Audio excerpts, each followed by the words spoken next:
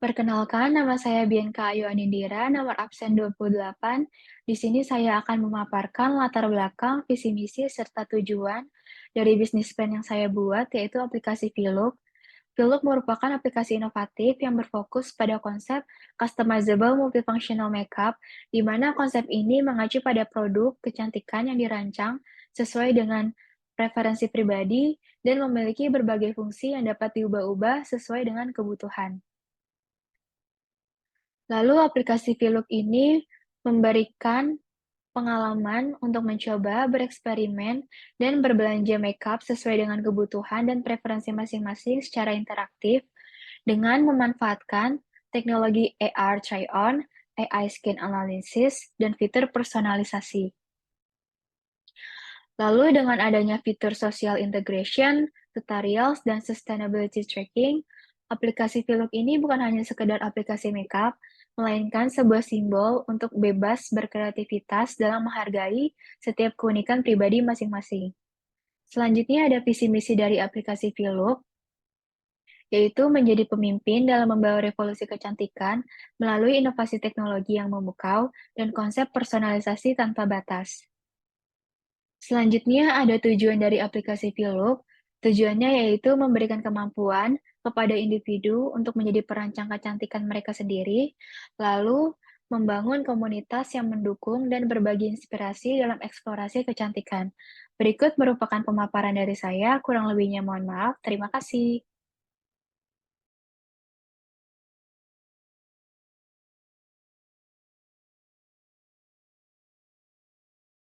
Baik, Assalamualaikum warahmatullahi wabarakatuh. Salam Om Swastiastu, salam budaya, salam kebajikan bagi kita semua.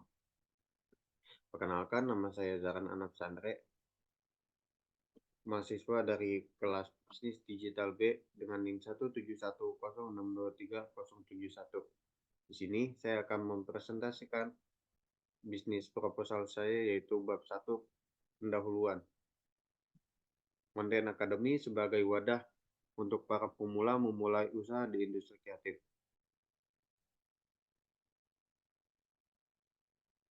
Pertama itu adalah latar belakang.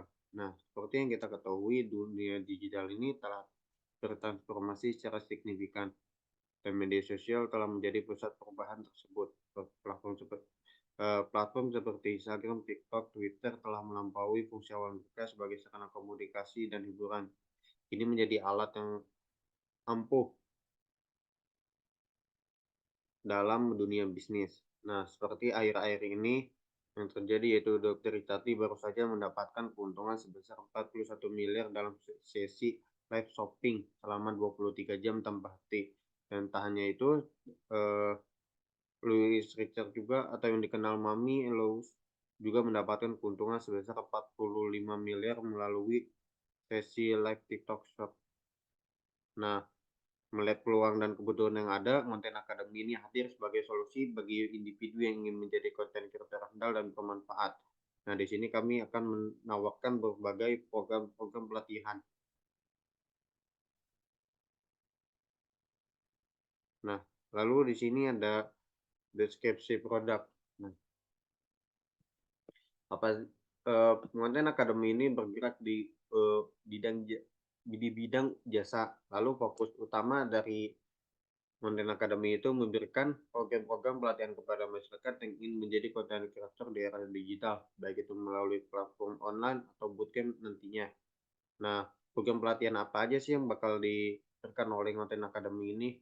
Yaitu pertama itu ada program dasar, itu kelas konten creation 101, yaitu memahami dasar konten creation seperti ide generation, storytelling, dan visual storytelling.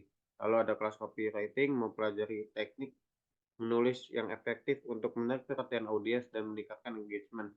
Lalu ada kelas content marketing, memahami strategi marketing untuk mencapai tujuan bisnis. Lalu ada kelas personal branding, yaitu membangun identitas diri sebagai content creator dan menjangkau audiens yang tepat. Nah, lalu di sini ada program lanjutan yaitu kelas konten strategi, yaitu merancang strategi konsep konten yang efektif untuk mencapai tujuan efektif. Lalu ada kelas video production, mempelajari teknik-teknik videografi, editing untuk menghasilkan video yang menarik. Lalu ada kelas podcast production, mempelajari teknik podcasting yang menghibur dan informatif. Lalu ada kelas sosial media marketing, memahami strategi sosial media untuk mencapai audiens yang lebih luas. Lalu ada program spesialis yaitu kelas content creator untuk bisnis yang bisa membantu pengusaha dan UMKM. Lalu ada kelas content creator untuk edukasi yang bertujuan membantu pengajar dan edukator. Lalu ada kelas influencer yaitu membantu influencer untuk membangun personal branding.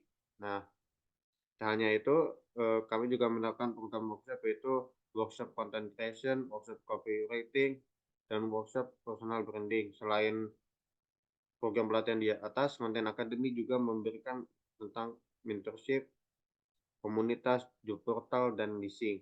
Lalu apa aja sih visi misi dari perusahaan ini? Yaitu memberikan pelatihan yang berkualitas dengan kurikulum yang struktur dan up to date. Lalu apa tujuan dari usaha ini? Yaitu membantu individu menjadi content creator dan bermanfaat, lalu membangun komunitas content creator saling mendukung dan berkolaborasi.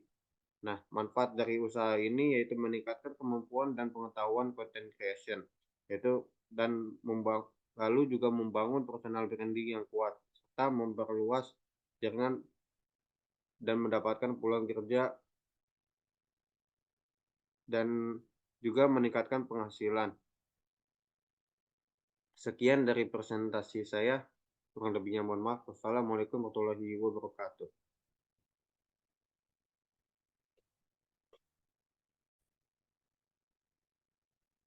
Nah,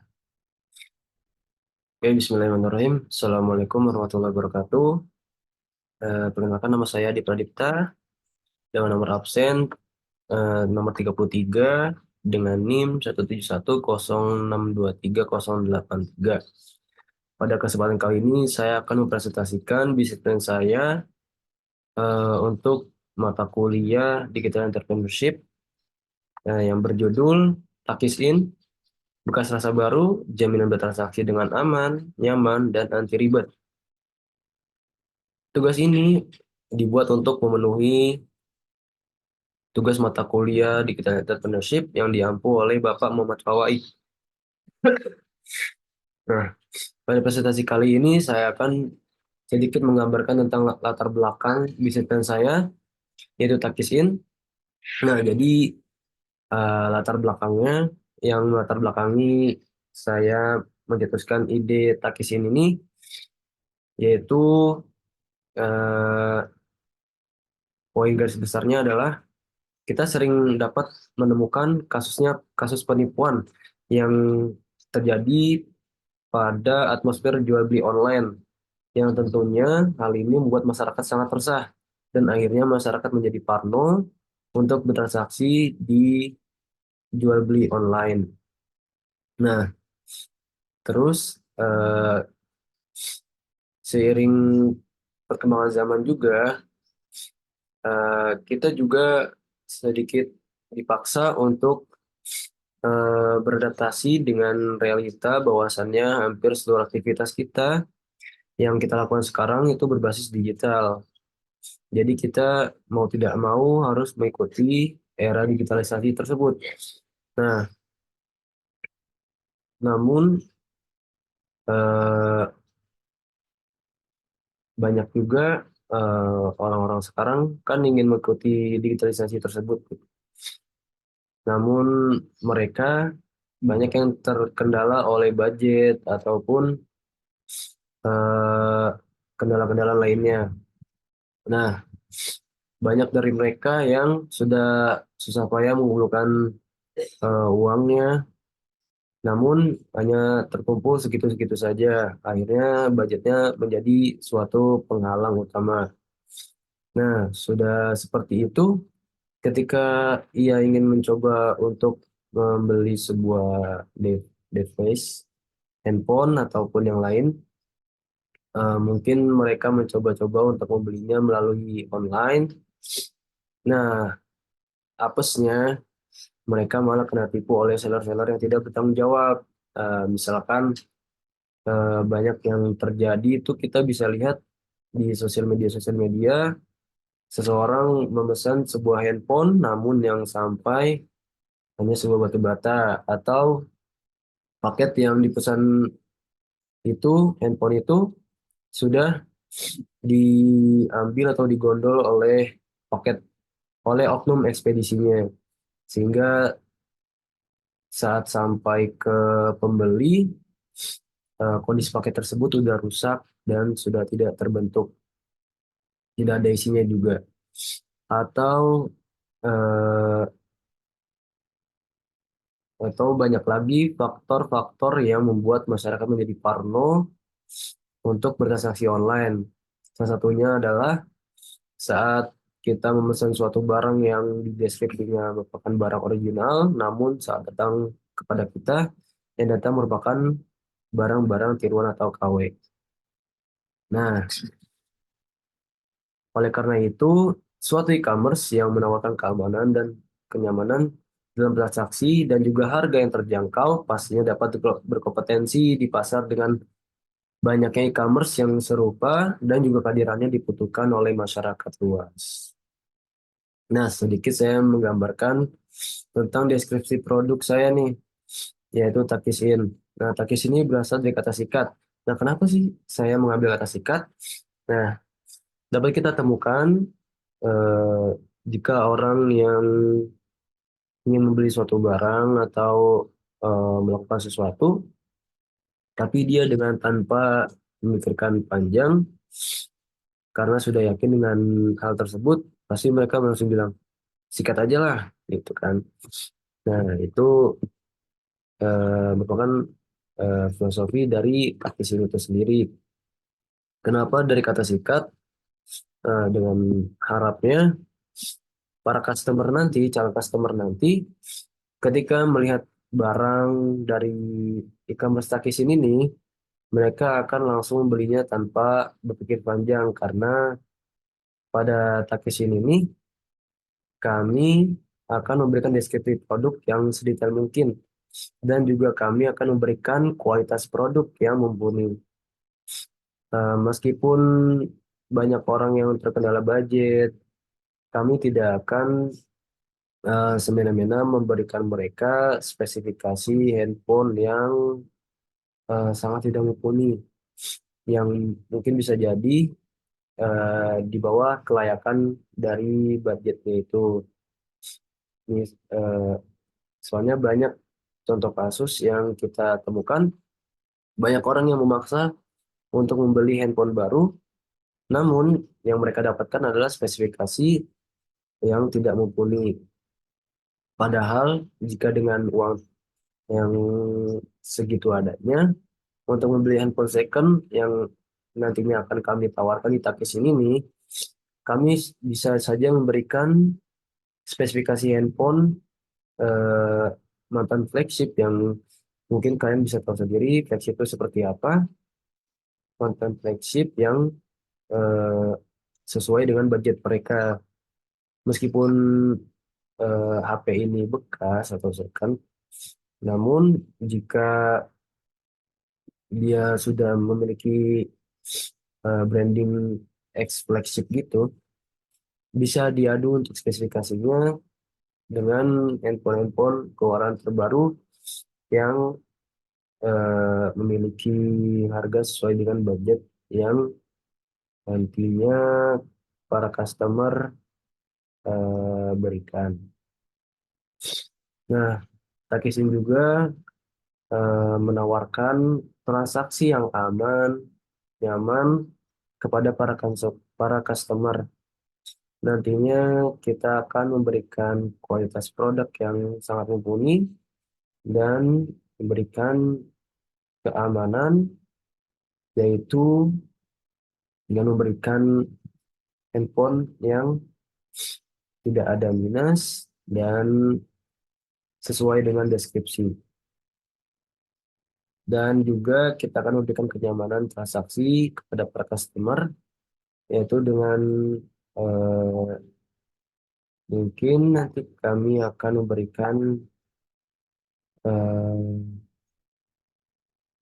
apa ya, customer service yang dapat melayani keluhan-keluhan dari para customer nih, yang dengan harapnya para customer ataupun masyarakat luas itu nantinya akan eh, memiliki kesadaran terhadap transaksi jual beli online. Kesadaran itu yang gimana sih? Jadi kesadaran itu kayak, wah, jual beli online ini bisa dapat mengefisiensikan waktu kita loh, kayak lebih memudahkan kita dapat bertransaksi dengan sambil duduk, tiduran, ataupun sambil merem juga bisa. Oke, mungkin segitu saja presentasi dari saya. Assalamualaikum warahmatullahi wabarakatuh. Assalamualaikum warahmatullahi wabarakatuh. Perkenalkan, nama saya Syadin Alifia Yusuf, nomor absen 14, dengan NIM 17106230036. Pada kesempatan ini saya akan mempresentasikan bisnis proposal bisnis saya yang berjudul Bajuku, aplikasi desain pakaian 3 dimensi. Tren fashion yang sedang banyak terjadi dengan adanya tren seperti streetwear, casual, oversize, dan lainnya menyebabkan tren fashion yang tidak pernah berhenti dan terus berkembang. Nah, Bajuku membantu konsumen untuk membuat dan merancang pakaian sesuai dengan ukuran dan model pakaian yang diinginkan konsumen. Menyesuaikan model dan ukuran pakaian yang dilengkapi dengan visual fitting akan membantu konsumen dalam menyesuaikan ukuran dan bentuk pakaian. Nah, referensi yang fashion yang diinginkan oleh setiap individu memungkinkan individu untuk membuat mode pakaian yang diinginkannya sendiri. Nah, jalan keluar inilah yang memungkinkan setiap individu dapat menikmati tren fashion yang sedang berlangsung, merancang dan mengembangkan pola sendiri sesuai dengan bentuk dan ukuran tubuh masing-masing, sehingga dapat menutupi permintaan pasar. Aplikasi desain 3 dimensi ini dapat memproduksi pola dan pakaian jadi, yang memungkinkan setiap individu dapat memesan dan mengembangkan pola pakaian yang diinginkannya dengan detail-detail pakaian tertentu. Bajuku menggunakan fitur-fitur dengan elemen dasar garis, titik, dan bentuk yang dapat disesuaikan dengan dan dikreasikan sesuai dengan keinginan konsumen. Nah, dengan efek 3 dimensi yang membuat virtual fitting semakin realistis sesuai dengan jatuhnya kain pada tubuh, pemilihan jenis kain dan tekstur kain yang dapat disesuaikan dengan keinginan konsumen, serta pemilihan warna pada kain memungkinkan konsumen untuk mendesain mode pakaian yang efektif dan efisien. Selanjutnya adalah visi misi. Visi dari Bajuku ialah menjadikan Bajuku sebagai aplikasi desain pakaian yang semakin ternama dan menjual produk dengan kualitas tinggi serta memberikan pelayanan terbaik kepada konsumen. Untuk misinya sendiri adalah yang pertama, terus meningkatkan fitur-fitur aplikasi sesuai dengan kebutuhan konsumen. Yang kedua, menjual produk yang sesuai dengan permintaan pelanggan. Dan yang terakhir adalah memberikan pelayanan terbaik untuk menjaga kesetiaan pelanggan. Lalu untuk tujuannya adalah Bajuku dapat menjadi wadah untuk merancang dan mengembangkan pola pakaian. Lalu yang kedua, Bajuku dapat mengurangi presentasi pembelian pakaian yang tidak sesuai kebutuhan konsumen. Yang ketiga, Bajuku dapat memberikan kesempatan kepada konsumen untuk merancang dan merencanakan pakaian sesuai keinginannya. Dan yang terakhir adalah Bajuku dapat memberikan pengalaman visual fitting terbaik kepada konsumen. Adapun manfaat yang diberikan dari pembentukan aplikasi Bajuku, yang pertama adalah untuk mengurangi limbah pakaian, yang kedua adalah untuk menghemat biaya untuk sampel, yang ketiga adalah efisiensi waktu, dan yang terakhir adalah memudahkan proses visual fitting yang sesuai dengan ukuran dan bentuk tubuh masing-masing konsumen. Lalu pada bab selanjutnya adalah pembahasan mengenai produk role model. Jadi saya menggunakan perusahaan Cloud 3 Dimensi sebagai role model. Cloud 3 Dimensi ini merupakan salah satu software komputer yang dapat digunakan sebagai alat bantu dalam proses desain pakaian yang lebih menghemat waktu, biaya, dan bisa dilakukan tanpa model asli tubuh. Cloud 3 Dimensi ini memiliki beberapa fitur penting. Beberapa di antaranya adalah pembuatan pola, lalu yang kedua adalah penyesuaian bentuk tubuh menggunakan model avatar 3 dimensi, lalu yang ketiga adalah fitur menjahit secara virtual, yang keempat adalah simulasi 3 dimensi, ini yang menjadi keunggulan mereka, lalu yang kelima adalah pemilihan bahan, yang keenam adalah animasi untuk mendukung virtual fitting, lalu yang terakhir adalah kolaborasi tim, di mana mereka menyediakan konsultan untuk desainer yang berkomunikasi dengan produsen. Lalu pada subbab berikutnya adalah perkembangan dari Cloud 3 dimensi. Kalau 3 dimensi ini memulai peluncuran versi pertamanya pada 2010 dan terus berkembang hingga saat ini. Beberapa perkembangan fiturnya dalam beberapa tahun terakhir ialah seperti mereka merilis fitur puffy garment atau bahan jenis puffy. Lalu selanjutnya adalah menambahkan pattern atau tekstur pakaian. Lalu menambahkan pattern library atau color palette pattern library. Lalu selanjutnya adalah ada realistic zipper teeth atau zipper yang biasa digunakan untuk jaket dan bisa digunakan untuk pakaian-pakaian lainnya. Lalu ada camera animation juga. Mereka menambahkan animasi kamera dan sudut-sudut kamera untuk lokasi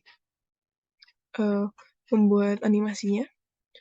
Selanjutnya adalah, dan yang terbaru adalah pada 2024 Maret mereka merilis fitur Realistic Knitwear Designer, yaitu fitur untuk membuat pakaian rajut dengan berbagai jenis model. Selanjutnya adalah bab 3 tentang analisis pasar. Untuk market position, saya sudah membuat market positioning map. Lalu di sini saya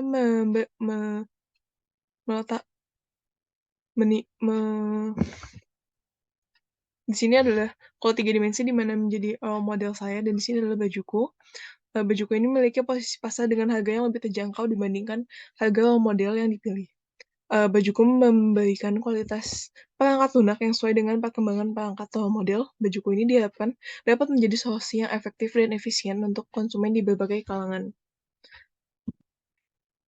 Dan untuk target pasar, bajuku ini memiliki target pasar dengan kemungkinan konsumen berusia 23 hingga 39 tahun dengan keaktifan dalam penggunaan perangkat lunak bajuku. Target pasar ini disebabkan oleh penggunaan mode pakaian pada jangkauan usia tersebut masih mengikuti perkembangan tren pakaian pada kalangannya masing-masing. Nah, target pasar ini juga memungkinkan konsumen memperhatikan detail pakaian dan membuat detail sendiri sesuai dengan selera konsumen dan gaya pakaian konsumen. Target pasar ini terbentuk dengan memikirkan perilaku konsumen dan cara konsumen mengembangkan produk pakaian serta faktor pembiayaan dalam proses memproduksi pakaian jadi. Lalu selanjutnya adalah analisis SWOT. Untuk strength atau kekuatan, bajuku memiliki keunggulan di fitur custom bagi konsumen di mana konsumen dapat mengcustom semua proses dalam membangun pakaian yang konsumen inginkan.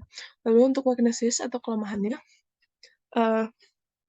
bajuku ini memiliki kelemahan di bagian pengerjaan konveksi, memungkinkan konveksi untuk mengerjakan pesanan lebih lama, tergantung dengan tingkat kesulitan dari setiap pesanan.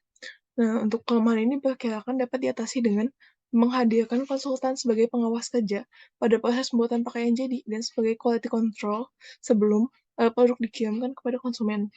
Lalu untuk opportunities atau peluang, bajuku ini memiliki peluang di bidang garment dan desain 3 dimensi, yang tentunya memberikan peluang yang lebih besar untuk dikenal oleh masyarakat luas. Bajuku ini memberikan kesempatan kepada konsumen untuk membuat tren pakaian yang baru dengan dan menjadi sebagai wadah kepada desainer-desainer baru. Kayak untuk satu ancaman yang timbul dengan adanya bajuku adalah persaingan harga yang sengit.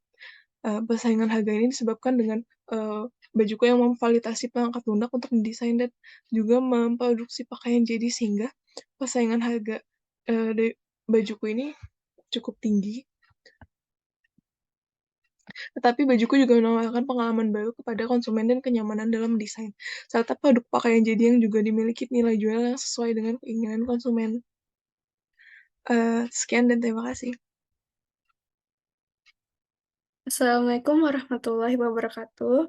Halo, selamat siang semuanya. Saya Diah Ratu Dwi Apsari dengan NIM 17106230017, absen 5. Hari ini saya ingin mempresentasikan bisnis plan terkait aplikasi bisnis Just Tip yang telah saya buat. Nah, yang pertama ini adalah latar belakang. Latar belakang dari aplikasi bisnis Just Tip sendiri didasari sekarang kan lagi musimnya yang namanya Just Tip Skincare, Just Tip Bangkok, Just Tip Fashion, dan lain sebagainya.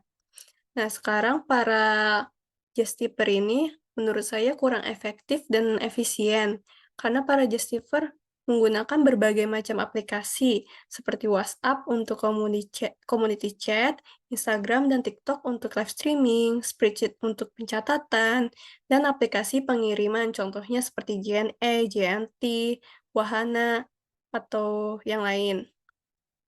Nah, bagi pembeli juga menurut saya ini kurang efektif karena kita, kalau ingin pesan barang itu reply dari foto yang telah dikirim oleh just tipper di grup.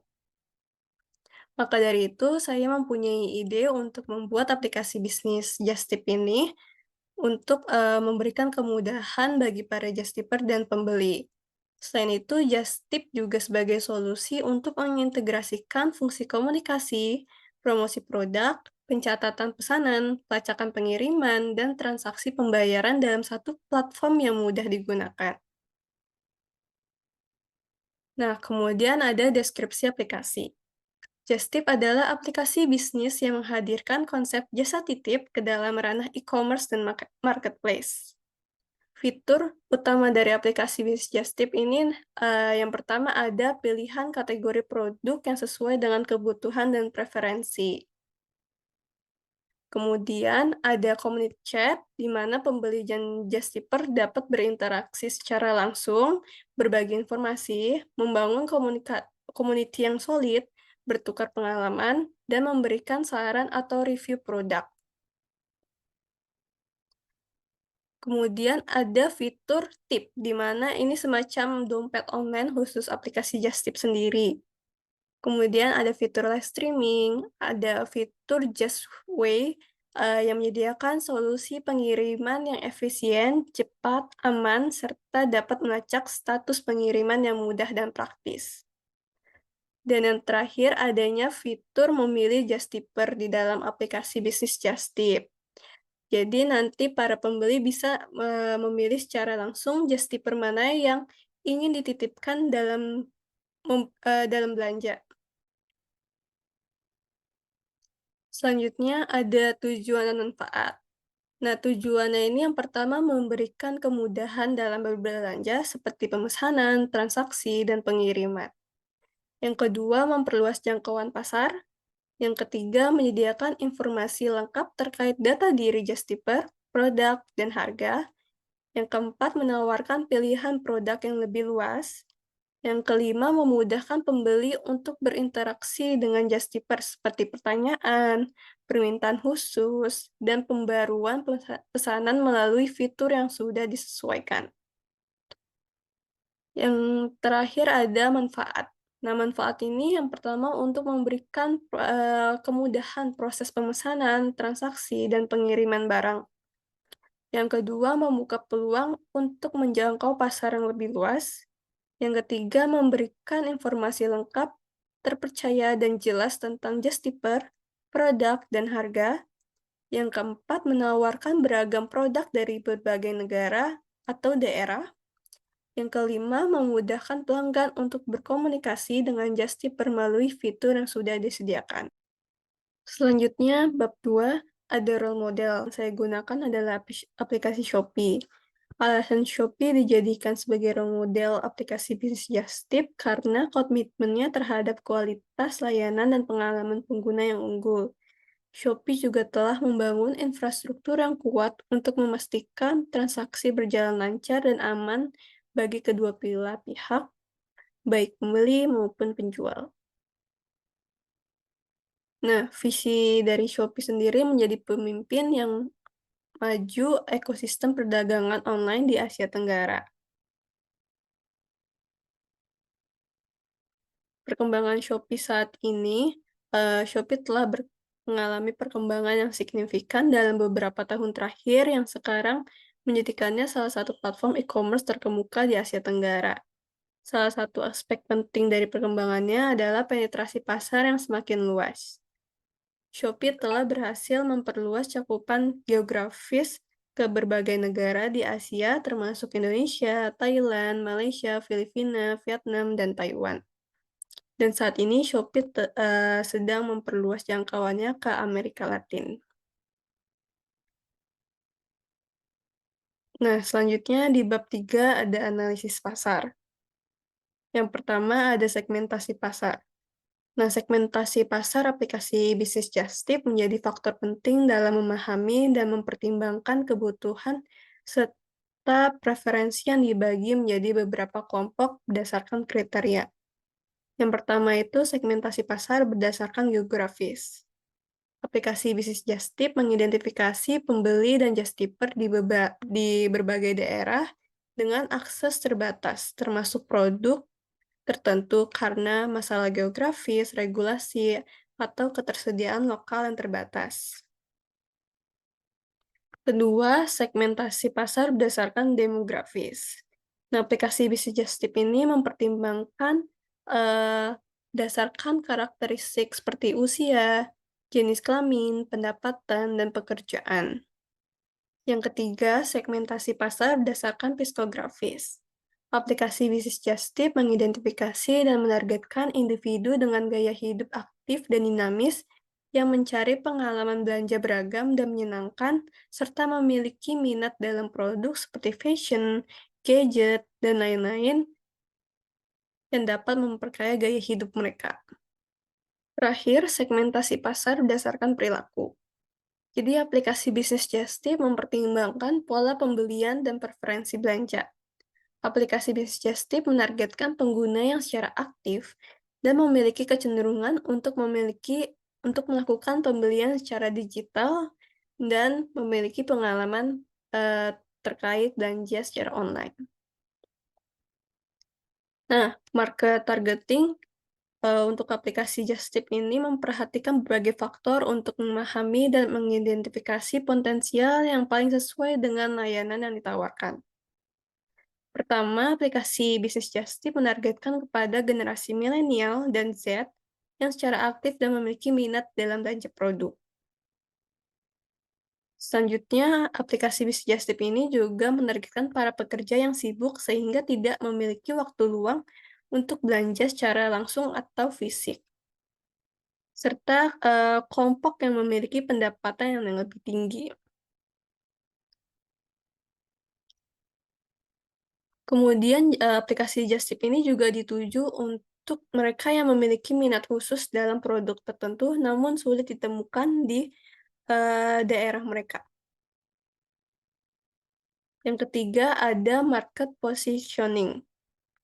Nah, di sini saya telah membuat market positioning berdasarkan price dan quality. Di posisi market high price, high quality, terdapat Net-a-Porter dan Favvet, di mana kedua platform ini menyediakan fashion, aksesoris, dan produk kecantikan ternama di dunia internasional.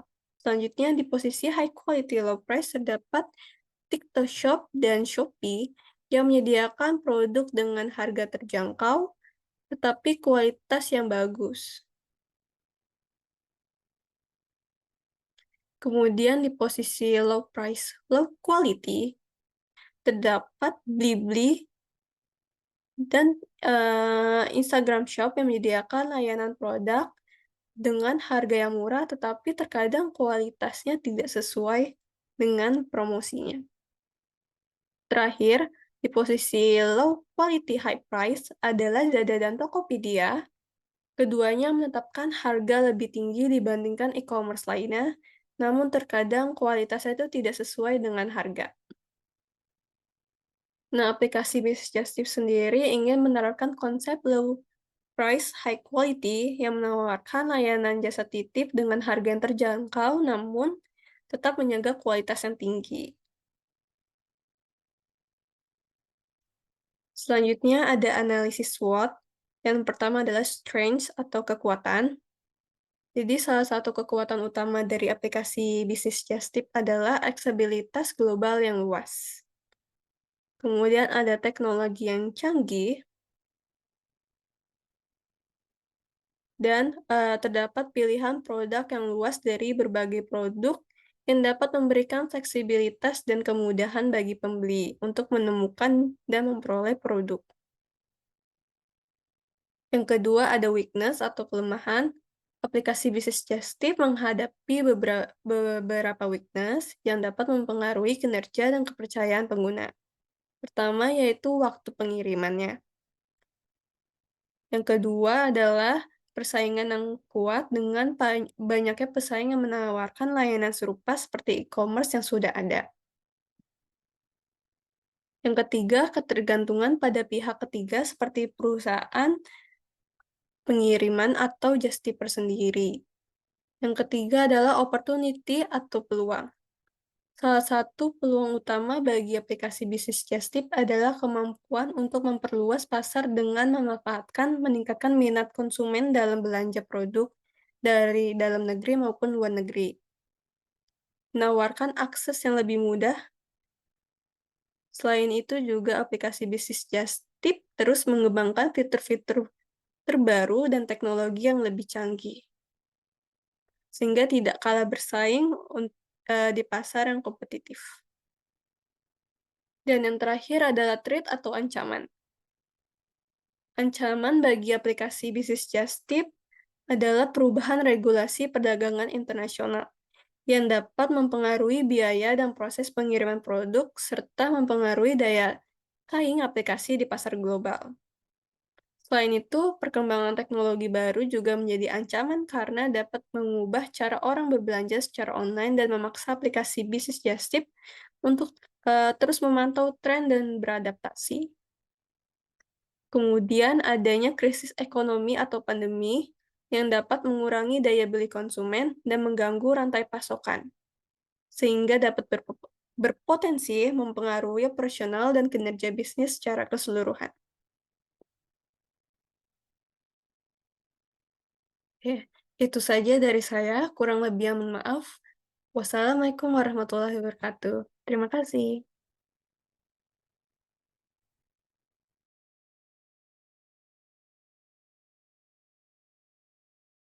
Assalamualaikum warahmatullahi wabarakatuh.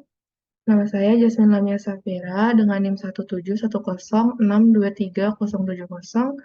ingin mempresentasikan bisnis plan saya. Jadi, bisnis plan saya ini berjudul Salon Home Service bernuansa milenial sebagai pembawa kecantikan langsung ke pintu pelanggan pada era digital.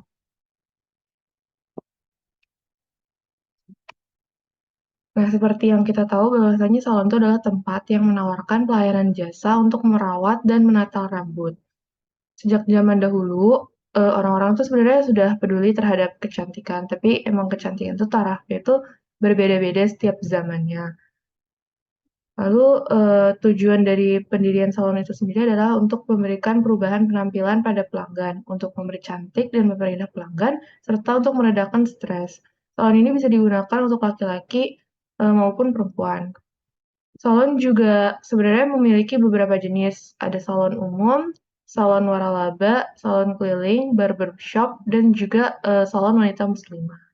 Salon umum itu biasanya menyediakan dari perawatan seluruh tubuh, dari kepala hingga kaki. Kalau salon waralaba itu berperan penting sebagai salah satu cara untuk mengembangkan bisnis dan menambah investor.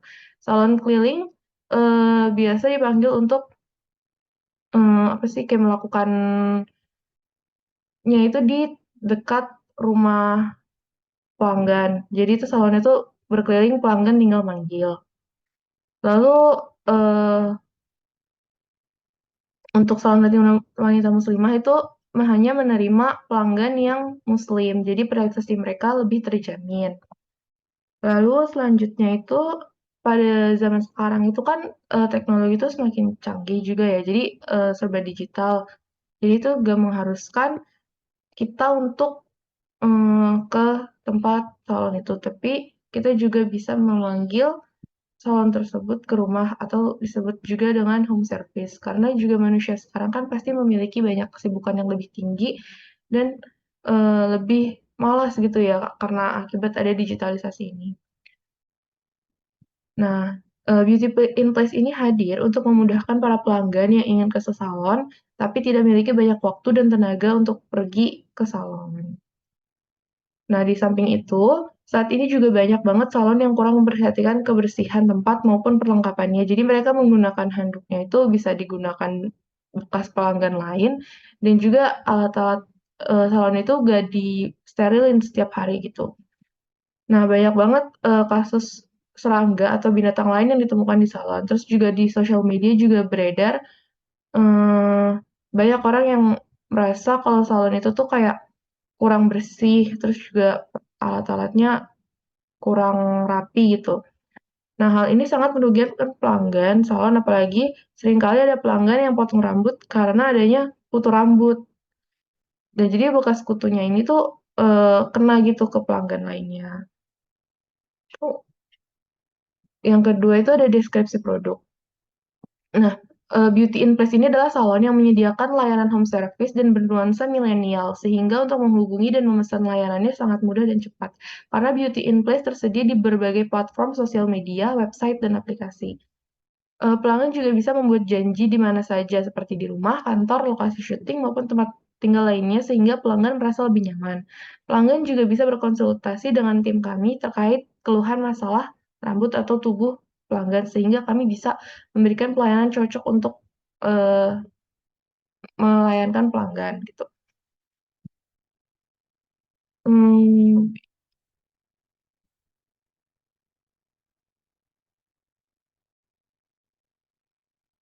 Nah, untuk mendapatkan pelayanan dari Beauty in Place ini sendiri, pelanggan bisa membuat jadwal melalui aplikasi dan website Beauty in Place. Sosial media seperti Instagram dan TikTok digunakan untuk mengunggah hasil pekerjaan dan pelayanan tim Beauty Place, serta berinteraksi dengan pengikut. Jadi buat pelanggan yang belum pernah merasakan pelayanannya bisa melihat testimoni dari pelanggan lainnya yang ada di sosial media. Nah, ketika pelanggan ingin membuat jadwal, hal yang pertama dipilih adalah lokasi dan tujuan serta tanggal yang diinginkan. Setelah itu pelanggan akan diminta untuk mengisi layanan apa yang diinginkan. Berikutnya, pelanggan bisa memilih pelayan dan pekerja Beauty in Place yang akan menemui dan melayani pelanggan. Setelah itu, pelanggan akan diminta untuk mengecek pesanannya dan konfirmasi pesanan. Setelah semuanya selesai, harga dan estimasi kedatangan pelayan akan tertera dan pelanggan bisa membayar tagihan tersebut melalui metode pembayaran digital. Aplikasi dan website Beauty in Place bukan hanya digunakan sebagai memesan pelayanan tersedia, namun juga dapat digunakan untuk melihat tentang perusahaan, ulasan dari pelanggan-pelanggan lain, layanan pelanggan, bahkan pengaduan. Dengan adanya fitur-fitur tersebut, pelanggan menjadi mudah untuk mencari dan mendapatkan informasi tentang perusahaan. Yang selanjutnya itu ada visi misi perusahaan. Dari visi kami sendiri itu adalah menjadi salon fleksibel yang mampu hadir ke lokasi pelanggan tepat waktu dan memberikan pelayanan sesuai yang diharapkan dengan pelanggan. Untuk misinya itu yang pertama, kami akan datang ke lokasi pelanggan tepat waktu dan bersikap ramah terhadap pelanggan. Yang kedua, memberikan pelayanan profesional dan mengikuti permintaan pelanggan. Dan yang terakhir itu adalah menggunakan peralatan salon yang higienis dan bisa menggunakan peralatan milik pelanggan jika pelanggan menginginkan. Selanjutnya itu ada tujuan dan manfaat. Tujuannya itu yang pertama adalah membuat manusia lebih peduli terhadap kesehatan dan kecantikan. Yang kedua itu menciptakan salon home service yang mampu datang ke lokasi pelanggan dengan cepat sesuai waktunya. Yang ketiga itu menciptakan salon yang memberikan pelayanan terbaik, berkualitas, dan memuaskan pelanggan. Yang keempat, menciptakan lapangan pekerjaan bagi yang ahli dalam hal kecantikan atau salon. Jadi, kami di sini juga membuka pekerjaan untuk tenaga ahli yang, yang memiliki, keahlian dalam bidang salon. Yang selanjutnya itu ada manfaat. Nah, manfaat yang pertama itu memberikan penampilan baru bagi pelanggan. Yang kedua, memberikan jasa untuk memperindah diri. Yang ketiga, menyediakan ruang dan tenaga untuk mengembalikan keseimbangan tubuh. Dan yang terakhir itu adalah memberikan kesempatan untuk melakukan perawatan diri. Nah, selanjutnya itu ada bab 2 tentang role model. Jadi, role model saya itu adalah Irwantim Hair Design. Irwantim Hair Design itu adalah salon bernuansa milenial yang berlokasi di berbagai mall yang ada di kota besar. Pemilik Irwantim itu sendiri adalah Irwan Rofani Duk yang merintis usahanya dari gang kecil hingga kini memiliki beberapa cabang salon di mall besar yang ada di kota. Irwantim itu menyediakan layanan seperti layaknya salon pada umumnya, seperti menata rambut, memotong rambut, dan merawat rambut. Namun yang membedakan adalah alat dan bahan yang digunakan Irwantim hanya yang berkualitas tinggi, sehingga menjamin keselamatan pelanggan.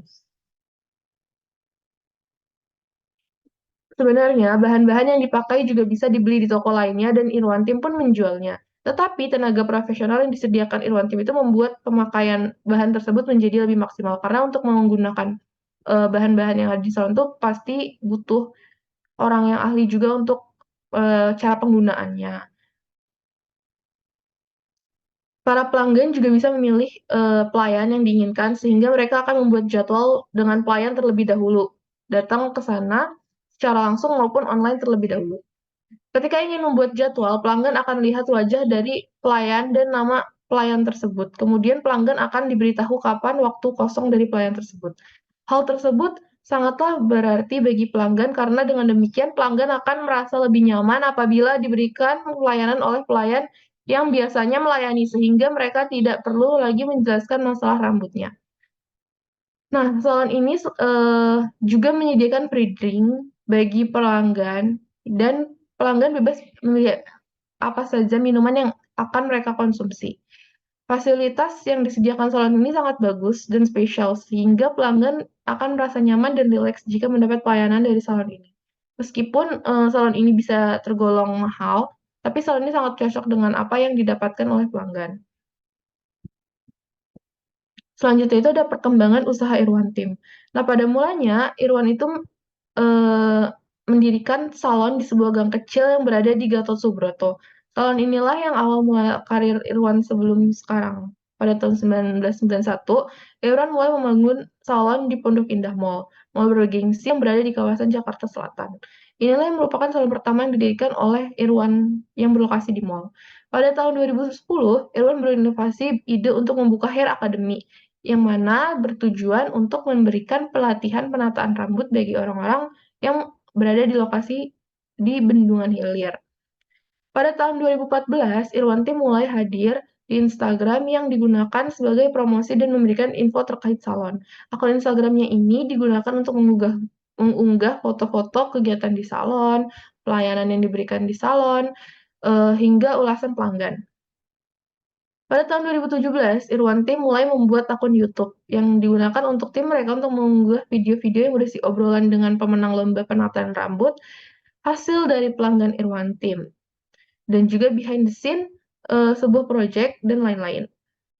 Saat pandemi tiba, Irwantim sebenarnya terpaksa untuk tutup karena peraturan mall yang mengharuskan untuk pembatasan sosial. Setelah beberapa bulan, barulah Irwantim membuka salonnya, namun dibatasi dan pelanggan yang datang harus dalam keadaan yang sehat.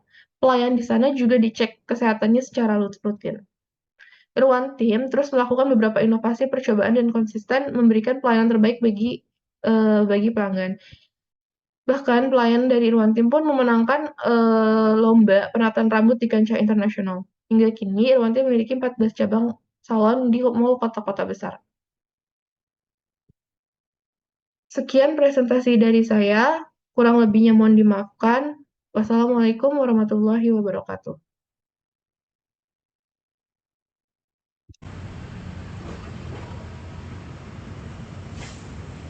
Oke, Assalamualaikum warahmatullahi wabarakatuh.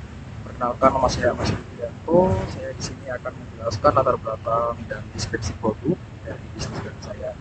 Oke, jadi saya memiliki sebuah bisnis plan, yaitu sebuah SNS yang berintegrasi dengan beberapa fitur. Nah, latar belakangnya apa sih? Nah, jadi di masa-masa belakangan ini pop kultur di Jepangan itu makin banyak. Nah, itu dikarenakan kemarin pas Covid tuh orang-orang pada akses internet banyak banget. Makanya mereka cari hiburannya lewat kultur di Jepangan. Misalnya seperti anime. Nah, dari banyaknya penggemar itu pasti nggak semuanya hanya penikmat, tapi juga ada dari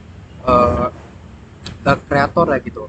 Kreatornya itu banyak sih. Mereka buat kartun, buat komik, buat musik, ataupun mereka bisa membuat merchandise lain, ya, seperti gantungan kunci akrilik, seperti payung misalnya, ataupun kostum, cosplay dan lain-lain.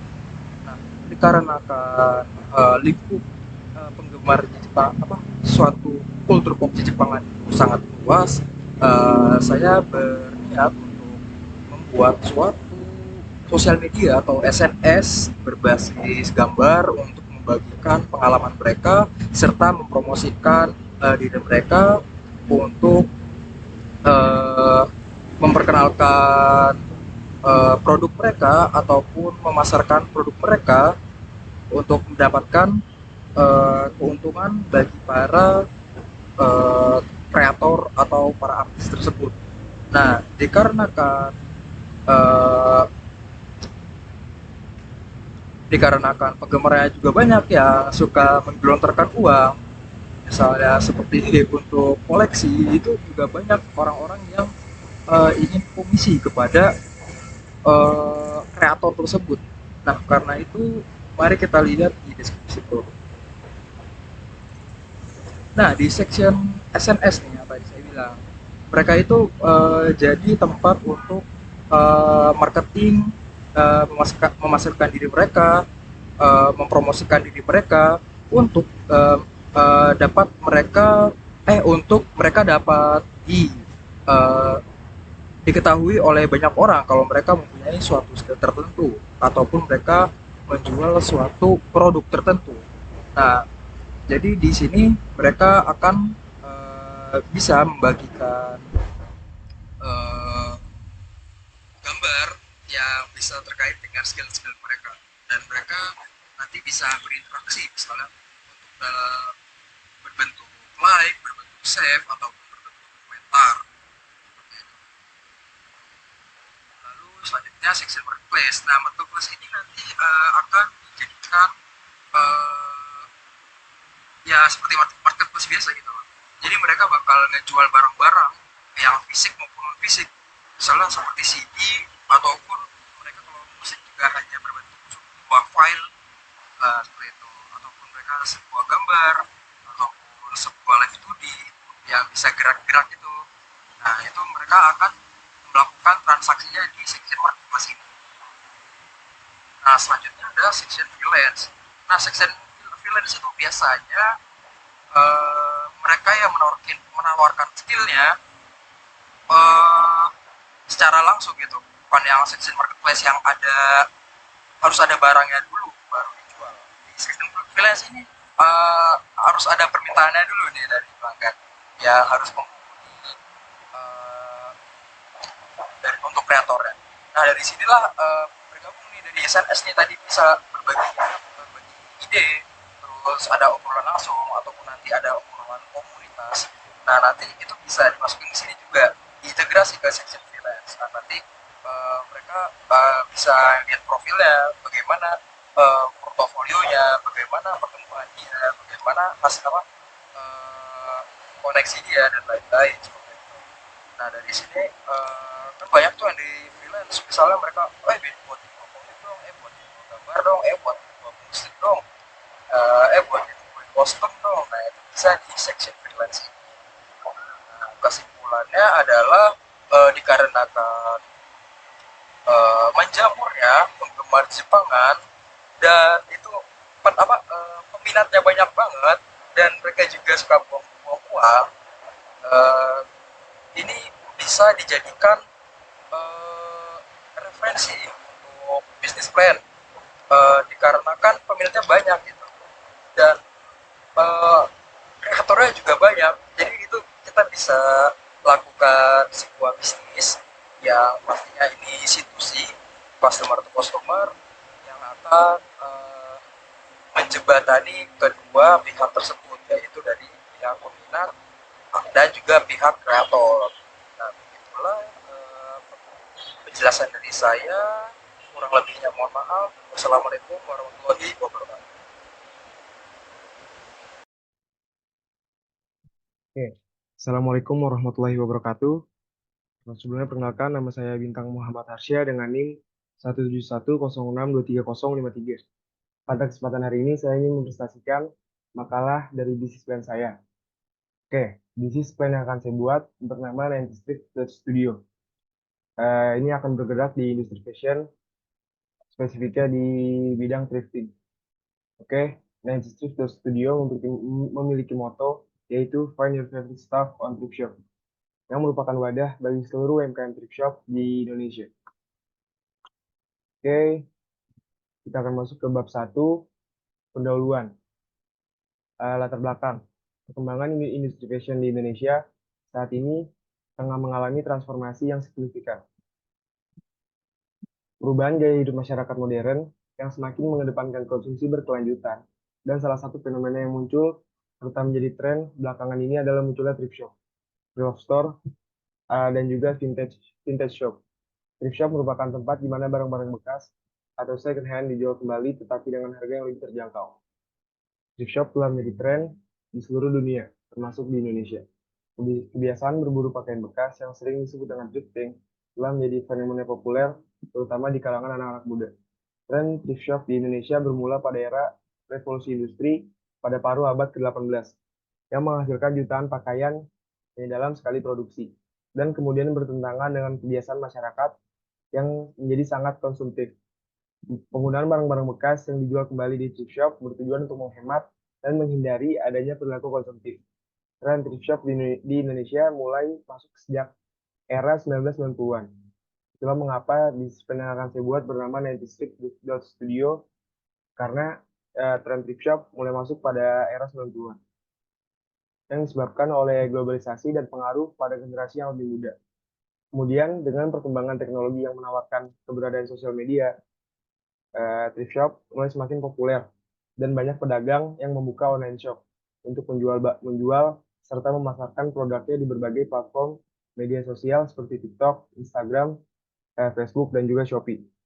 Salah satu faktor utama yang mendorong perkembangan thrift shop di Indonesia adalah perubahan pola pikir masyarakat terkait konsumsi. Konsumen semakin menyadari bahwa barang-barang bekas memiliki nilai tersendiri yang unik, baik dari segi kualitas, desain, maupun nilai historisnya. Selain itu, harga yang lebih terjangkau dibandingkan dengan barang-barang baru membuat thrift shop semakin diminati, terutama oleh kalangan milenial dan Gen Z. Perkembangan thrift shop di Indonesia juga dipengaruhi oleh tren fashion yang semakin dinamis. Seiring dengan perkembangan fashion di Indonesia, kebiasaan cara berpakaian masyarakat juga ikut berubah. Masyarakat yang sebelumnya mungkin tidak memiliki kesadaran tentang adanya thrift shop, sekarang semakin memahami dan mulai membeli berbagai kebutuhan pakaian melalui thrift shop. Hal ini menunjukkan bahwa thrift shop telah menjadi bagian dari kehidupan sehari-hari masyarakat di Indonesia. Oke, 90s Thrift Studio akan menjadi tempat yang ideal bagi masyarakat untuk mendapatkan barang-barang bekas dengan harga yang sangat terjangkau. Hal ini tidak hanya menguntungkan bagi mereka yang ingin mendapatkan barang dengan harga murah, tetapi juga menjadi tempat bagi mereka yang ingin mencari inspirasi fashion dan barang-barang vintage yang jarang dimiliki oleh banyak orang. Melihat fenomena ini, 90s Thrift Studio hadir dengan tujuan untuk menjadi wadah dan penyalur bagi semua orang yang telah memiliki usaha thrift shop maupun seseorang yang baru ingin memulai serta terjun dalam model bisnis ini. Oke, kita akan masuk ke deskripsi produk yang akan saya buat. 90s Thrift Studio merupakan sebuah platform online shop yang spesifik dalam memasarkan barang-barang second hand, vintage, dan pre-loved yang tergabung dalam sebuah ekosistem fashion bernama thrift shop. 90s Thrift Studio akan fokus dalam media sosial Instagram dan Facebook Marketplace yang akan menghadirkan berbagai layanan serta fitur-fitur yang menarik. Di antaranya yaitu sebagai platform jasa iklan barang, promosi UMKM yang menjual barang-barang thrift shop, sebagai pihak ketiga yang menemukan para penjual barang thrift shop dengan pembeli melalui media online, dan 90s Thrift Studio juga akan menjual berbagai barang thrift shop mulai dari berbagai baju vintage, celana denim, sneakers, boots, tas, serta beragam barang-barang unik lainnya. Platform thrift shop online ini akan mengusung konsep tahun 90-an dengan membawa kembali tren fashion yang populer di tahun 90-an. Barang-barang thrift shop yang akan dijual dan dipromosikan melalui 90s Thrift Studio dapat dipastikan memiliki value dan kesan yang tidak akan didapatkan jika tidak membeli barang-barang thrift shop yang dijual melalui platform ini. Oke, 90s Thrift Studio memiliki tujuan dan komitmen yang kuat untuk melestarikan ekosistem thrift shop yang ada di Indonesia hingga terkenal sampai kancah internasional. Platform thrift shop ini akan mengedepankan inovasi dan nilai dalam proses berjalannya bisnis ini. Fokus utama dalam platform ini adalah sebagai media thrift shop yang unik dan dapat menjadi pembeda dalam ekosistem yang ada di dalam bisnis ini, serta akan memprioritaskan pembeli untuk mendapatkan nilai dan kesan dalam berbelanja barang-barang thrift shop dan akan terus menjaga hubungan yang baik kepada setiap UMKM yang ada di Indonesia dan juga akan terus memperkenalkan dunia thrift shop kepada semua masyarakat Indonesia yang belum mengenali dunia fashion ini. Oke, selanjutnya kita akan masuk ke dalam visi dan misi dari 90 Street Studio, yaitu sebagai berikut.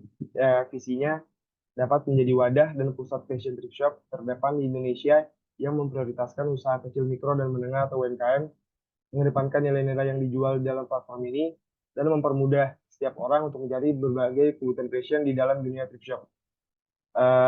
Next ke misinya, misi dari 90 Street Studio yang pertama menyediakan produk fashion yang memiliki kualitas dan nilai tersendiri dari dunia thrift shop untuk memberikan kepuasan bagi setiap konsumen yang membeli barang melalui platform ini. Yang kedua, memberikan pengalaman belanja thrifting online yang menarik, unik, dan terbaik bagi konsumen sehingga mereka dapat terus tertarik dalam mencari kebutuhan fashion di dalam platform thrift shop ini. Yang ketiga, mendorong inovasi yang menggabungkan dunia fashion dan teknologi untuk mempermudah proses transaksi, meningkatkan promosi melalui proses digital, dan memberikan efisiensi melalui fitur-fitur yang akan disediakan dalam platform ini. Yang keempat, dapat bekerja sama dengan komunitas lokal dan pengusaha-pengusaha kecil untuk mendukung ekonomi lokal dan menciptakan lapangan kerja. Yang kelima, dapat membangun dan mengembangkan komunitas yang terdiri dari pecinta fashion, thrift shop, desainer, dan pengusaha lokal untuk berbagi ide, inspirasi, dan menciptakan inovasi yang berkelanjutan. Oke, kita masuk ke bagian yang terakhir dari bab 1 ini, yaitu tujuan dan manfaat. Tujuan dari 90 Street Studio yang pertama dapat menciptakan berbagai fitur untuk memudahkan konsumen dalam mencari kebutuhan fashion di dalam sebuah platform. Yang kedua, dapat menyediakan produk fashion terbaik yang memiliki nilai tersendiri dan dapat dimiliki dengan harga yang terjangkau. Yang ketiga, memperkenalkan dunia thrift shop di Indonesia dan dapat memiliki jangkauan pasar yang luas hingga ke seluruh Indonesia. Yang keempat, dapat meningkatkan kualitas hidup dengan gaya hidup yang ramah lingkungan melalui platform ini. Yang kelima, mengembangkan komunitas thrift shop yang ada di Indonesia dan melestarikan ekosistem thrift shop untuk terus ada serta bertumbuh ke arah yang lebih baik. Yang terakhir, kita akan masuk ke dalam bagian manfaat. Yang pertama, dapat memberikan wadah kepada UMKM thrift shop untuk memiliki platform online shop untuk dapat menjangkau pasar yang lebih luas. Yang kedua, dapat membuka lapangan pekerjaan bagi setiap orang yang memiliki ketertarikan dalam dunia thrift shop. Yang ketiga, dapat mempermudah konsumen yang menyukai barang-barang fashion thrift shop dalam mencari barang-barang yang diinginkan hanya dalam satu platform saja. Yang keempat, dapat membangun kemitraan dengan komunitas lokal untuk memperluas jangkauan bisnis dan memperkenalkan platform ini kepada konsumen baru. Yang kelima atau yang terakhir, dapat meningkatkan tren fashion di Indonesia dengan mempromosikan barang-barang menarik yang dijual dalam platform thrift shop ini. Mungkin sekian presentasi dari saya. Jika ada kurang-kurang kata saya mohon maaf. Wabillahi taufiq wal hidayah. Wassalamualaikum warahmatullahi wabarakatuh.